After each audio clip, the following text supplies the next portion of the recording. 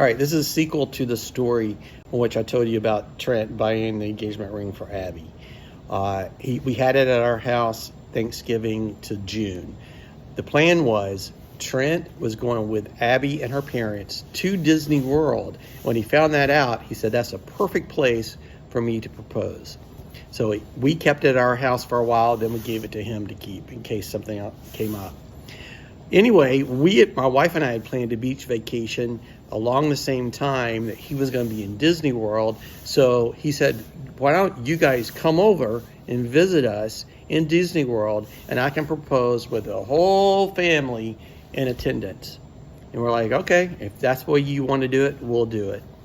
So in the meantime, Trent got a few days off, and he came down and spent some time with my wife and I alone at the beach.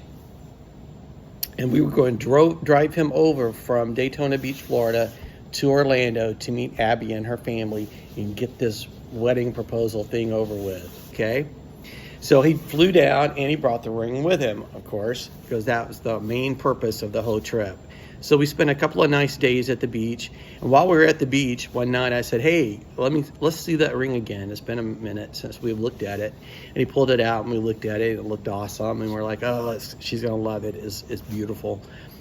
So when it was time to leave the beach to drive over to Orlando and meet Abby and her parents, who her parents knew the game plan as well, the idea was that very day that we arrived, after we checked into our rooms, we're going to go out to eat with Abby's family, and then at some point he was going to propose to her then that day, so we could spend the next couple of days in the park together and then won't have to worry about a proposal.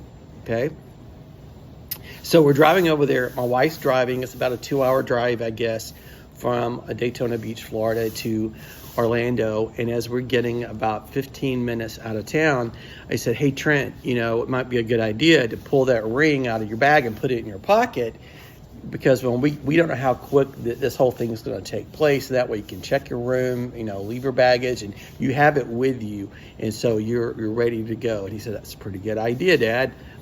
So we hear him in the back seat rumbling through his luggage, and rumbling through his luggage. I can't say that. And looking through his luggage and looking through his luggage. He's like, started panicking. I can't find it. I can't find it. I can't find it. I can't find it. I can't find the ring. So we all started panicking, and we're screaming, family. We scream, what did you do? Who left it? Do we need to go back to the hotel? Do we need to turn around? It was crazy. He was looking, and then he blamed me. Why did you make me pull it out of my luggage and show it to you?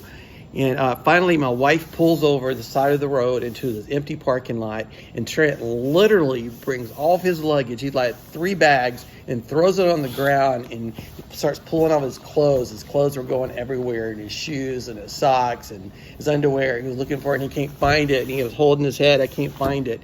And finally, my wife said, did you look in your small little backpack? And he said, I'll never packed it there. It wouldn't be there. It's not where I'd have it. She said, well, just look, just for Mom's sake. Finally, he relented and looked. There it was, right on top. Mom knew where he had packed it.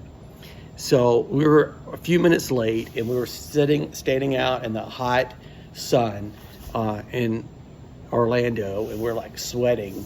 But we found the ring. He loaded his clothes back up, and we got there on time. Everything went well, and the proposal happened. But that's my story, and I'm sticking to it.